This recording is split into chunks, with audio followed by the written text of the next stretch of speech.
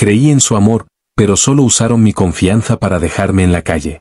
Creí cada palabra que salía de sus bocas. Cuando dije sí a mudarme con ellos, mi voz temblaba de emoción. Por fin viviría cerca de la playa, desayunaríamos juntos, haríamos asados los domingos. Pero esa ilusión duró poco. Recuerdo la primera vez que mi hermano me pidió ayuda para firmar unos documentos legales que supuestamente me garantizaban un rol fijo en el negocio familiar. Yo estaba en pleno proceso de búsqueda de trabajo, inseguro y sin un peso. No te preocupes, me dijo mi madre, dándome un beso en la frente, esto es solo para agilizar trámites. Firmé sin leer. Ni siquiera sabía de qué se trataba.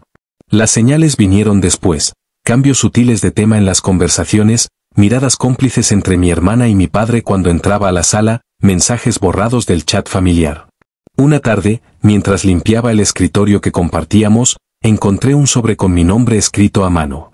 Dentro, 2 copias de un contrato de compraventa firmado con mi firma. La casa de mi infancia, mi refugio, iba rumbo a manos ajenas. Me temblaron las piernas. ¿Qué está pasando?, les pregunté esa noche. Mi madre se puso seria, apartó la mirada. Son solo cosas de grandes, murmuró mi padre desde el sillón.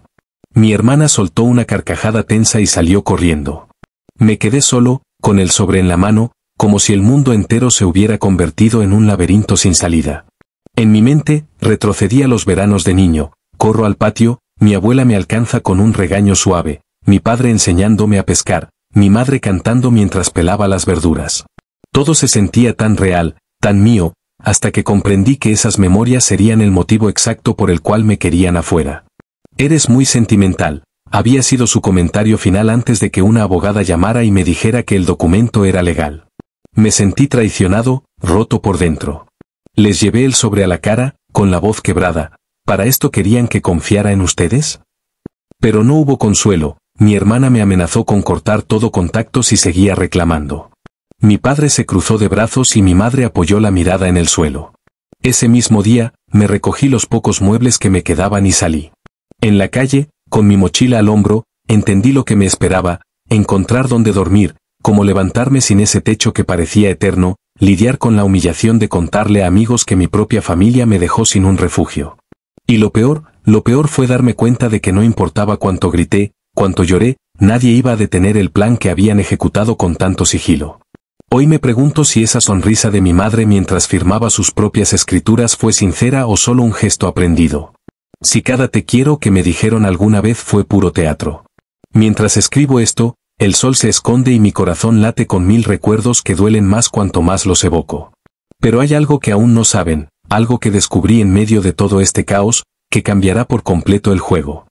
Creí en su amor, pero solo usaron mi confianza para dejarme en la calle. Esa frase retumbó en mi cabeza mientras caminaba sin rumbo por las calles de la ciudad, con el frío rozando mi nuca. Cada paso era un puñetazo al orgullo, el mundo seguía girando y yo, que había confiado ciegamente en los míos, ahora era un extraño para ellos. Al día siguiente, maldiciendo mi suerte, busqué refugio en un café. Pedí un café negro y abrí el sobre que me dio la abogada, una hoja amarillenta con letra pequeña y sellos oficiales. Empecé a leer de nuevo, buscando un error, una cláusula que los hiciera responsables de engaño. Y entonces lo vi, en la página 3, en letra tan diminuta que casi la ignoré, había una anotación posterior a las firmas, cláusula de cesión de derechos futuros. Eso significaba que no solo me habían despojado de la casa, sino de cualquier ganancia que esa propiedad generara en el futuro. Me llevé las manos a la cara y recordé aquel día en que mi padre prometió ayudarme a montar mi primer negocio. Con esta casa de garantía, tendrás tu capital inicial, me aseguró. Yo, inocente, vi en sus ojos la luz de un sueño compartido. Pero esa luz resultó ser el reflector de mi propia trampa. ¿Cómo pudieron? Solté en voz alta. ¿En un acto tan pequeño, tan escondido? La dueña del café me miró preocupada, yo fingí estar triste por otra cosa. Salí con las manos húmedas de sudor y volví a llamar a la abogada. Necesito saber si hay forma de anular esto, dije con la voz temblorosa.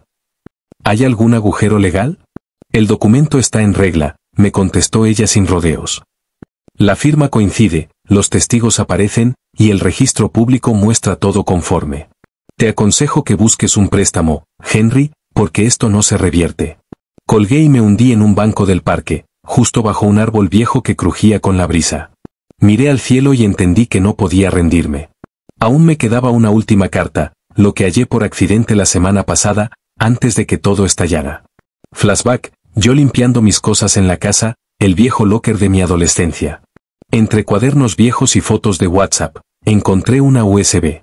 La guardé sin pensar mucho, hasta que, sentado en aquel mismo banco, la conecté a la laptop prestada de un amigo. Adentro había un archivo de audio, una grabación de mi madre hablando con alguien que no podía identificar. En la pista, su voz jadeaba. Sí, todo está listo para mañana. Él cree que es por el negocio, pero es por nosotros. ¿No puede quedarnos con nada? Un segundo audio, mi hermano. Papá, ¿y si él lo descubre? Lo más difícil será cuando te niegues a firmar, pero ya pusimos la cláusula. Nadie sospechará. Mi sangre se heló. Eso probaba que no fue un error ni cosas de grandes como dijeron. Fue planeado al milímetro. Volví al café esa tarde con la resolución hervida en la sangre. Tenía que enfrentar a mi hermana, buscar al desconocido de la grabación, exponer su voz. Llamé a mi mejor amiga, Cristina, quien vive en un pequeño estudio cerca del centro. Le expliqué todo y quedamos de vernos al caer el sol. Voy con un USB y mi ira, le dije. Necesito que esto se haga público. ¿Me ayudas a grabar un vídeo? Cuenta conmigo, respondió con voz firme. Tenemos que mostrarle al mundo lo que son capaces de hacer. Al anochecer, me subí a su auto. Sentí el pulso acelerado, la adrenalina nueva me ponía alerta.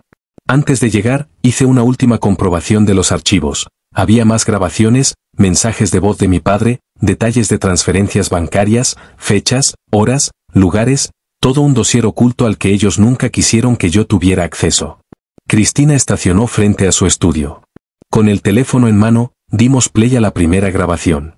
Su voz resonó nítida, mañana, mi corazón latió tan fuerte que casi no pude mantener el pulso constante en la cámara. Aquí, con pruebas de la traición más grande que he vivido, susurré mirando al lente, muestro la voz de quienes decía amarme. Justo cuando íbamos a grabar el segundo mensaje, sonó el timbre de la puerta de cristal. Días después, me contó Cristina, un hombre de traje oscuro esperó fuera. Y traía noticias. Me giré y vi el rostro frío del desconocido de la grabación. En su mano llevaba un sobresellado. Antes de saludar, levantó una ceja y dijo por lo bajo. No saben hasta dónde puede llegar esto. Y yo tampoco. Mis rodillas se aflojaron. El sobre tenía mi nombre completo. Y dentro de él había algo que cambiaría todo otra vez. El sobre temblaba en mi mano como si tuviera vida propia. Afuera, la calle brillaba con faroles amarillos y el zumbido de un coche que pasaba. Cristina cerró la puerta tras de sí y me ofreció un asiento en su sala pequeña, llena de luces cálidas. Yo no paraba de mirarlo, un sobre grueso, sellado con cera roja, mi nombre escrito en cursiva elegante. Ábrelo, susurró ella, con la voz firme, aunque sus ojos traicionaban el miedo. No sé si quiero saber, contesté, apretando los labios. ¿Después de todo? Recordé entonces la primera vez que mi madre usó la cera roja, fue en mi quinceañera. Invitó a toda la familia, contrató un pastel enorme, y al final cerró las invitaciones con el mismo sello. Me sentí orgulloso, importante. Hoy ese gesto me revolvía el estómago. Deslicé la cuchilla contra el borde y rompí el lacre. Dentro había 3 cosas, un USB distinto al primero, una carta breve escrita a mano, y una foto arrugada. Tomé la foto, era yo, de niño, abrazado a mi abuela María en el patio de la casa. Detrás de nosotros, mi madre sostenía la cámara. En el reverso, una fecha, 12 de junio de 2010. Sentí un vuelco en el pecho. Sin pensarlo, pasé al segundo elemento, la carta. La abrí con cautela. Querido Henry, si estás leyendo esto, significa que nunca tuve la valentía de decírtelo en vida. Tu abuela no falleció de causas naturales. La enfermedad fue inducida. Lo siento más de lo que las palabras pueden expresar. Con amor. Tía Verónica. Las manos me sudaron y la voz de Cristina, llamándome, sonó distante. La tía Verónica, esa prima silenciosa que siempre me regalaba figuras de cerámica. ¿Cómo podía estar implicada? ¿Inducida? Balbuceé. ¿Qué quieres decir con eso? Ella encendió la lámpara de pie. Todo parecía iluminarse de golpe, sus ojos, la mesa con tazas de café medio vacías, y el USB nuevo, reluciente. Tenemos que revisarlo, dijo mientras conectaba el pendrive. Pero debes estar preparado. No sé qué contenga. Mientras él cargaba, mi mente viajó al verano de 2010. La fiebre de mi abuela, como decían que era neumonía, sus manos frías mientras yo leía cuentos junto a su cama. Recuerdo que una tarde, vi a mi madre y a mi tía cerca de la cocina, hablando en voz baja. Una palabra resonó, rápido. Entonces me di cuenta de que no era normal que mi abuela empeorara tan deprisa. Cristina agitó la cabeza y señaló la pantalla. En la carpeta principal había 3 archivos: audio 1, extracto médico, confesión, MP4. Abrí primero el extracto médico. Imágenes de un PDF con un dictamen forense, resaltado en amarillo, la nota de sospecha de envenenamiento por metales pesados y la firma de un perito. Me tembló la mandíbula. ¿Esto es real?, pregunté sin aliento. Ella asintió, tragando saliva. Luego dio doble clic en audio 1. Su voz, la de mi abuela, tomada de una grabación antigua. Gen, no confíe en nadie, hay un veneno que llega más rápido de lo que imaginas. La voz se cortó. Mi corazón latía tan fuerte que parecía estallar. No podía creer que mi abuela hubiera dejado esa advertencia guardada para mí, sabiendo que algo malo pasaba. La realidad supera cualquier traición, murmuré, con los ojos húmedos. ¿Qué sigue? Cristina respiró hondo y señaló el confesión, MP4. La pantalla se puso negra, luego apareció una figura encapuchada, con la voz distorsionada. Soy Verónica. Fui cómplice, pero también víctima. Mi madre, tu abuela, me obligó a ayudar a planear todo, creyendo que así nos protegíamos. Ahora me persiguen a mí. Si llegaste hasta aquí, confía en esto, tu única salida es exponerlo todo, pero debes hacerlo antes de que ellos te silencien. La figura levantó una mano y a través de su manga asomó un brazalete con un símbolo antiguo, el mismo que vi una vez en una pintura en la sala de la casa familiar. Cristina pausó el vídeo. Entre los dos reinaba un silencio insoportable. Entonces, justo cuando quise preguntar algo, sonó un golpe seco en la puerta. El estómago me dio un vuelco. Cristina y yo nos miramos, conscientes de que alguien nos había descubierto. La puerta se tambaleó y una voz grave dijo: Henry, abre, sé que estás ahí. Supe en ese instante que todo se había vuelto un juego donde ya no importaban las pruebas. Lo siguiente sería decidir si huir o enfrentar a quienes creí mi familia. Abrí la puerta despacio, con el corazón latiendo a 1000. Del otro lado, la figura del hombre de traje se recortaba contra la luz del pasillo. Sus ojos me atravesaron como un cuchillo. Pensé que ibas a huir, dijo con voz cansada. No hace falta que me mires así. Soy quien ayudó a tu tía Verónica a escapar. Mi rodilla tembló. Cristina colocó un pie entre nosotros, protectora. ¿Escapar?, pregunté. ¿De quién? El hombre levantó las manos, como extenuado. De ellos. De tu familia. Verónica me mandó por ti. Me pidió que te entregara esto, sacó otro sobre Manila y me lo tendió. Dentro hay un plan, nombres, fechas, montos de las transferencias. Todo lo que necesitas para demoler el entramado que construyeron. Tomé el sobre con cuidado y sentí el peso de la traición y la esperanza al mismo tiempo. Cristina se acercó, tomando mi brazo. ¿Y ahora qué? ¿Quién es este tipo?, insistí. El hombre sonrió con amargura. Puedes llamarme Eduardo. Era abogado de tu padre, hasta que descubrí que algunos papeles estaban amañados. Traté de advertirle, pero me despidieron. Verónica y yo conseguimos pruebas suficientes para frenarles, pero no podemos ir a la policía. Ellos controlan al juez de tu ciudad. Lo único que queda es exponer todo en público. Recordé mis noches leyendo en el estudio de mi abuela, imaginando que un abogado justo encontraría la verdad. Ahora ese abogado estaba frente a mí, cansado, con el riesgo de morir si se descubrían sus huellas. Necesitamos editar esto, subirlo a internet donde no puedan borrarlo, declaró Cristina. Con un solo clic, el mundo sabrá quiénes son. El sudor me resbaló por la nuca. Sabía que era mi oportunidad de venganza y de justicia, pero también el mayor peligro de mi vida. Bien, dije, tragando seco. Hagámoslo. Entramos en la sala improvisada de Cristina. Sobre la mesa, las luces del aro de selfie estaban preparadas, el micrófono y el trípode. Sacamos el sobre Manila y lo abrimos. Cientos de hojas, copias de correos electrónicos, capturas de pantalla de conversaciones con tu pers donde se hablaba de liquidación final, estados de cuenta disfrazados, notas médicas de tu abuela y la carta de Verónica. Todo, perfectamente ordenado. Esto alcanza para detenerlos, murmuró Eduardo. Pero necesitan elegir, exponerlo hoy y huir de la ciudad, o intentar una demanda civil y quedarse aquí. La segunda opción es un suicidio. Mi mente retrocedió a las veces que mi madre me decía que la familia era lo primero, a los cumpleaños fingidos, a las veces que sonreí sin saber que escondían palos de escoba. Era el momento de romper con todo. Vamos al grano, dije. Grabemos. Cristina apretó el botón de grabar en la cámara del teléfono. Yo tomé aire y comencé. Hola a todos, me llamo Henry y hoy les cuento la verdad de mi familia. Desplegué las pruebas una por una, primero la cláusula de cesión de derechos, luego el peritaje forense de mi abuela, la grabación de su advertencia, la confesión en vídeo de Verónica y, finalmente, los documentos que Eduardo me entregó. Mientras hablaba, mi voz se quebraba, pero cada palabra encendía el fuego de mi rabia. Cristina intercalaba planos cerrados de mi cara, mis manos temblando, mi mirada llena de dolor y determinación. En un momento, di un paso atrás y dije, si tú también viviste algo así, comparte este vídeo. No dejes que el silencio sea su cómplice. La cámara seguía rodando cuando, de pronto, el cristal de la ventana se hizo añicos.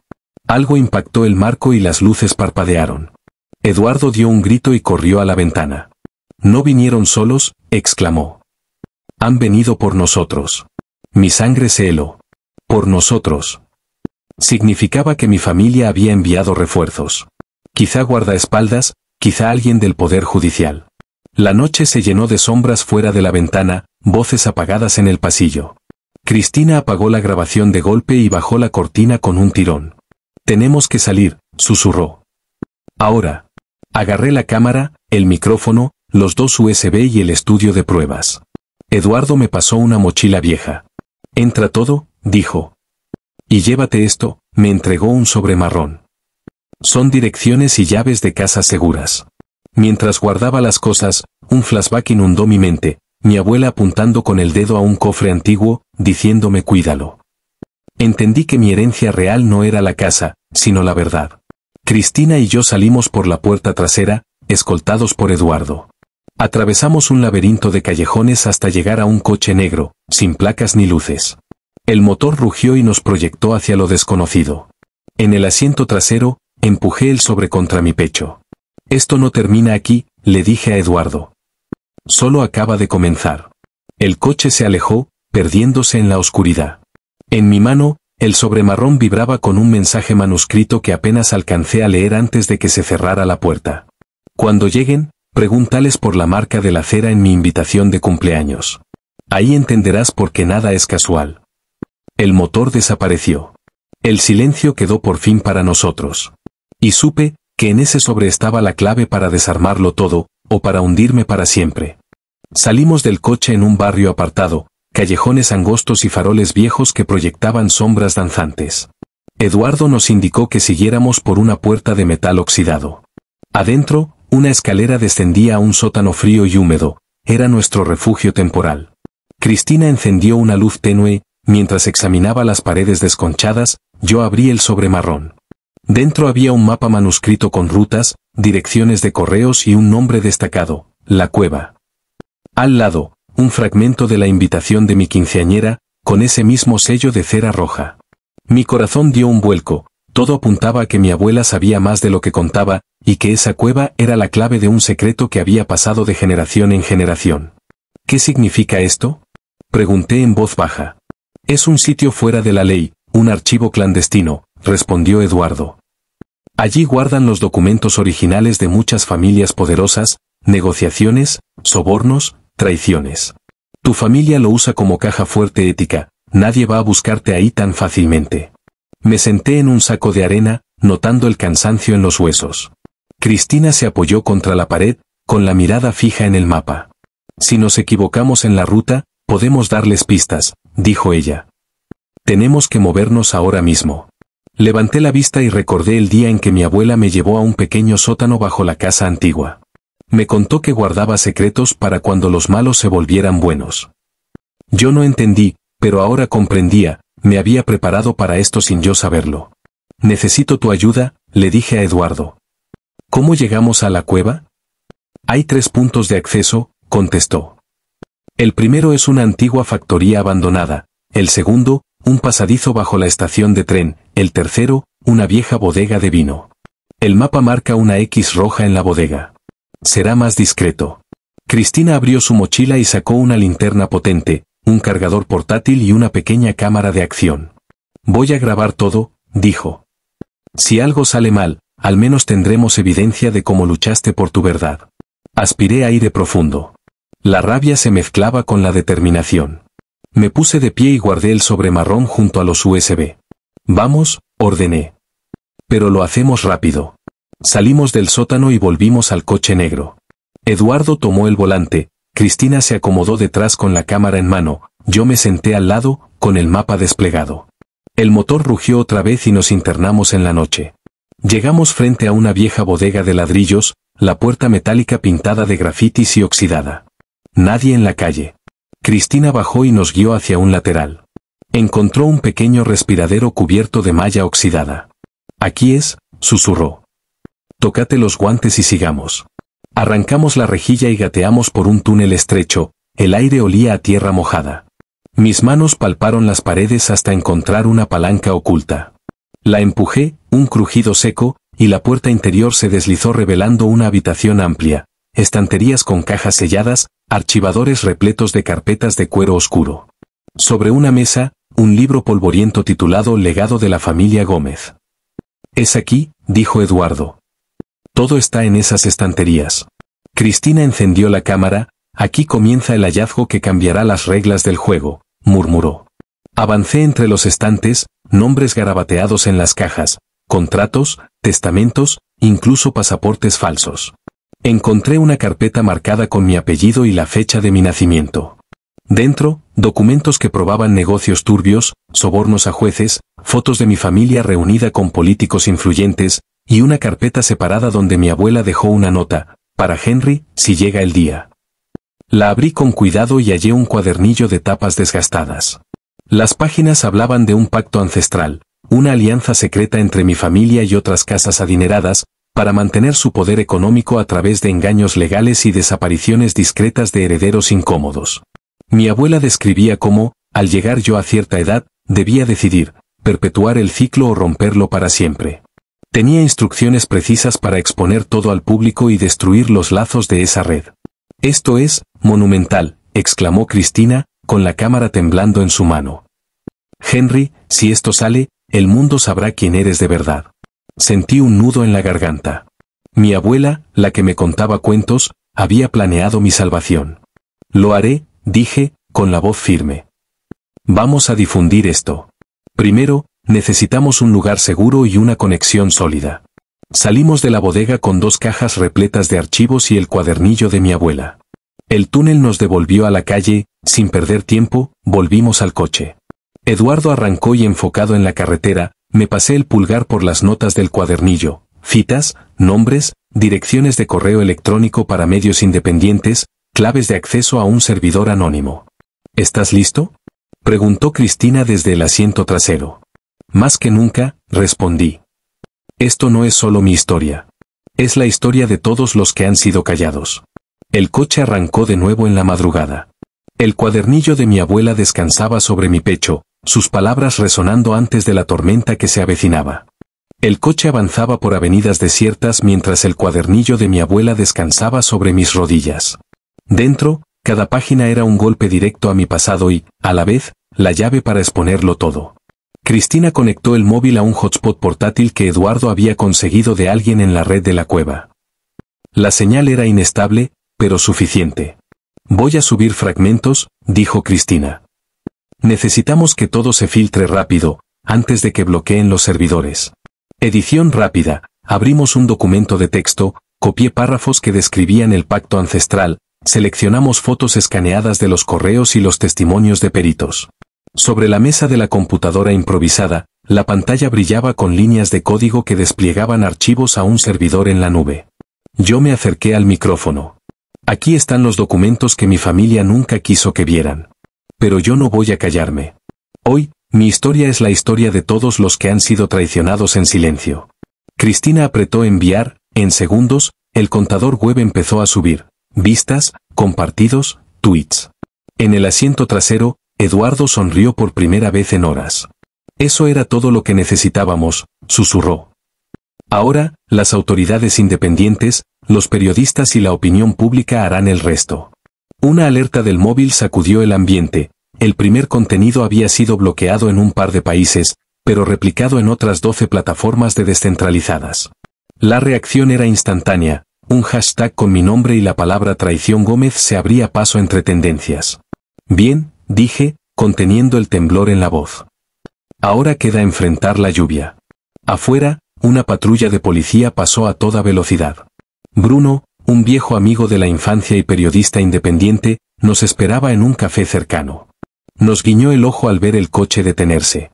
Me dejó un sobre marrón oscuro con el logo de su medio, Investigación Libre. Recibí tu señal, me dijo. Aquí hay un archivo de audio con declaraciones de un exjuez que confirma el soborno. Y un vídeo de tu familia reuniéndose con políticos en un evento privado. La gente va a querer escuchar esto. Guardé el sobre junto al cuadernillo. Sentí el peso de la verdad y la responsabilidad. Cada testimonio, cada foto, cada firma falsa, era un clavo más en el ataúd de un imperio corrupto. ¿Qué hago con esto?, pregunté. ¿Lo subimos también? Sí, pero con cuidado, respondió Bruno. Usa un canal encriptado. Publicar todo de golpe podría desatar represalias inmediatas. Te ayudaré a coordinar a otros medios. Mientras hablábamos, recién amanecía. La luz de la mañana se coló por los ventanales del café, iluminando el polvo flotante en el aire. Me di cuenta de que el día que creí que me dejarían en la calle, ahora era el día en que mi voz llegaría a miles, tal vez millones. Eduardo miró su reloj. Tenemos poco tiempo. En 2 horas, si no hemos desaparecido, ellos sabrán dónde buscar. Cristina lanzó una última mirada al cuadernillo de mi abuela. Tu abuela te dio todas las piezas. Ahora depende de ti armar el rompecabezas. Yo cerré los ojos por un segundo y, luego, hablé en voz alta. Voy a contar esto hasta el final. Y aunque pierda todo, jamás volveré a ser un extraño. Con las manos firmes, agarré el sobre de Bruno y el cuadernillo antiguo. Cristina encendió la cámara una vez más, enfocándome mientras me levantaba. Esto es solo el principio. Si están viendo esto, sepan que no es un simple caso de herencia, es la red de poder más oscura que se esconde tras los nombres que ustedes conocen. Y no pararé hasta sacarlos a la luz. El claxon de un coche resonó fuera, seguido de un golpe metálico en la puerta. Supimos entonces que la familia no tardaría en actuar, pero estábamos listos para lo que viniera. La pantalla del móvil mostraba ya decenas de miles de reproducciones. El mundo había despertado, y con él, mi propia fuerza. En ese instante, el dueño del café, ajeno al caos que se cocía, se acercó y me deslizó en silencio una nota doblada: no confíes en nadie más. El traidor está más cerca de lo que crees. El papel que me deslizaron temblaba entre mis dedos. No confíes en nadie más. El traidor está más cerca de lo que crees. Sentí un sudor frío recorrer mi espalda. Cristina alzó la mirada, consciente de que algo había cambiado en mi expresión. Volví la nota y, al dorso, un nombre garabateado: Cristina. Mi corazón se detuvo un segundo. La persona que estaba a mi lado, grabando mi versión de la verdad, ¿era quien me iba a traicionar? La duda me paralizó. ¿Tú sabías de esto?, murmuré, sin quitarle los ojos de encima. ¿De qué?, contestó ella, fingiendo sorpresa. Sabes que estamos juntos en esto. Las uñas me dolían por la presión que ejercía sobre la nota. La noche en el café, las risas nerviosas, las tomas perfectas, ¿todo un montaje? Sentí un nudo en la garganta. En ese instante, Eduardo apoyó su mano en mi hombro. Vamos a calmarnos, susurró. Si la nota no es íntegra, podemos confundirte. Pegué la nota a la mesa con la mirada fija y busqué huellas de tinta diferente, de papel recortado. Pero no había nada evidente. Mi mente dio un vuelco a cada pequeño gesto de Cristina, la manera en que revisaba el trípode antes de cada toma, cómo ajustaba la luz para enfocarme, los silencios incómodos cuando mencionaba a la red de poder.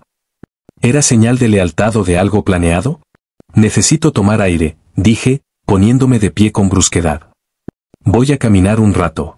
Sin esperar respuesta, salí del café. La madrugada era fría, pero el viento me ayudó a despejar la cabeza. Di vueltas en la vereda, recordando nuestros pasos, la cámara andando, Eduardo encerrado en conversaciones por el móvil. ¿Quién querría tener pruebas en su poder para después vendérmelas como si fuera el enemigo? Saqué el sobre marrón de Bruno y el cuadernillo de mi abuela, los apreté contra el pecho. La traición podía venir de cualquier lado, pero había algo en la carta de Verónica, en la voz distorsionada de su confesión, que me aseguraba que al menos ella quería ayudarme. Si Cristina resultaba ser la pieza que faltaba, ¿qué buscaba? ¿Dinero? ¿Venganza? ¿Favores? Mientras caminaba, revisé mentalmente todo lo que habíamos hecho, reuniones secretas, envíos a servidores descentralizados, alianzas con medios independientes. Cada paso nos había expuesto. Si el traidor filtraba nuestra ubicación, tendríamos a la familia pisándonos los talones, dispuestos a callarnos para siempre. Decidí volver, pero por un camino distinto. Entré por la puerta trasera, esperando que el café estuviera cerrado. Encontré la mesita donde habíamos dejado las cámaras y los papeles, intactos, como si nadie hubiera pasado. Sobre el micrófono, una huella de grasa. Lo toqué con un guante, confirmé que no había sido manipulado desde la última grabación. Respiré un poco más tranquilo. Regresé al interior, sin mirarla, dejé la nota sobre la mesa. Cristina levantó la vista, confundida. «Mira», dije señalando el papel. «Alguien quiso que desconfiara de ti». Ella palideció. 2 lágrimas quisieron brotarle, pero las contuvo. «Henry, no entiendo», murmuró. «Yo solo quiero que el mundo sepa tu verdad». Eduardo cerró la puerta con llave y se apoyó en el marco. «Vamos a inspeccionar las grabaciones», propuso. «Si alguien metió algo raro, lo sabremos». Con manos temblorosas, reprodujimos los últimos minutos de vídeo. Cada toma, cada corte, cada silencio, nada fuera de lugar. Cristina estaba en cuadro, hablaba con convencimiento, sin titubear. Su voz temblaba solo al pronunciar mi nombre, no el de otros. Me giré hacia ella. ¿Estás segura de que no hay nada que quieras decirme? Ella suspiró, bajó la mirada y asintió. Estoy contigo, Henry. Te lo juro. Aún así, algo en su mirada no encajaba. Entonces recordé el rasgo que siempre la había identificado, un tic al inclinar la cabeza cuando no estaba de acuerdo con lo que oía. Y en ese segundo, sin darme cuenta, lo hizo. Fruncí el ceño. ¿Por qué lo haces? Sus labios se abrieron y cerraron, incapaces de formar palabras. El silencio se volvió espeso, como un telón a punto de caer.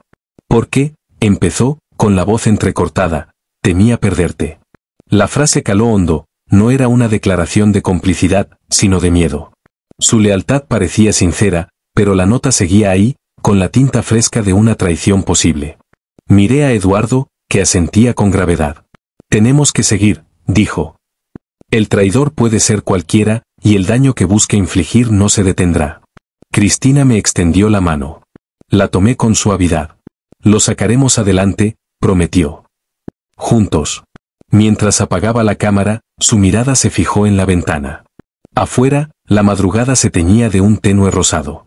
Supe que, a pesar de la duda, todavía había un vínculo por el que valía la pena luchar.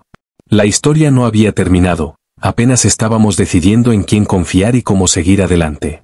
Salí del café con Cristina y Eduardo justo cuando los primeros rayos de sol asomaban por las ventanas.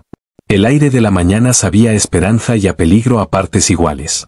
Sabíamos que no podíamos regresar a nuestra vida anterior, el mundo ya estaba viendo la verdad de mi familia, y ellos estaban desesperados por callarnos. Tenemos que movernos pronto, dijo Eduardo. Pero antes de irnos, quiero que hagas algo. Me tendió el cuadernillo de mi abuela y el sobre oscuro de Bruno. Lee esto, insistió. Es tu herencia real. No es dinero ni propiedades, es este conocimiento. Y tu misión es entregarlo al público, para que nada de esto vuelva a esconderse.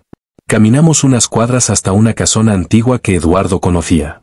Allí nos esperaba un grupo de periodistas independientes. Les confiamos todo el material, audios, vídeos, contratos, el legado escrito de mi abuela y las declaraciones del exjuez. En sus ojos vi el respeto y la urgencia de quienes saben que, una vez publicada la historia, solo quedará seguir presionando hasta hacer caer a los culpables. Cuando todo estuvo en manos de la prensa, Cristina me tomó de la mano. Henry, esto es el fin de su silencio, musitó. ¿Listo para cerrar este capítulo? Asentí con el corazón encogido, pero con la determinación más grande que había sentido en años. Levanté el teléfono y empecé a grabar un último mensaje en vivo. Hoy, no solo cuento mi historia, cuento la historia de cualquier víctima de engaños familiares. Esto termina aquí, con la verdad al descubierto y sus crímenes expuestos. No volveré a ser el mismo, pero he recuperado lo más importante, mi voz y mi libertad. Pulso transmitir, al instante, el contador de espectadores se dispara. Detrás de mí, Cristina y Eduardo me rodean en silencio. Sé que mi familia verá este vídeo, aunque tratarán de destruirlo, ya hay demasiado movimiento, declaraciones en medios internacionales, hashtags en redes, investigaciones abiertas en varias fiscalías. El invierno de mentiras ha quedado atrás. Salgo al patio de la casona y respiro hondo el aire fresco. Ya no siento el frío de la traición, sino la calidez de la justicia comenzando a nacer. Cristina me abraza y, por primera vez en meses, sonrío sin miedo. Aquí acaba mi historia, pero comienza mi vida de nuevo.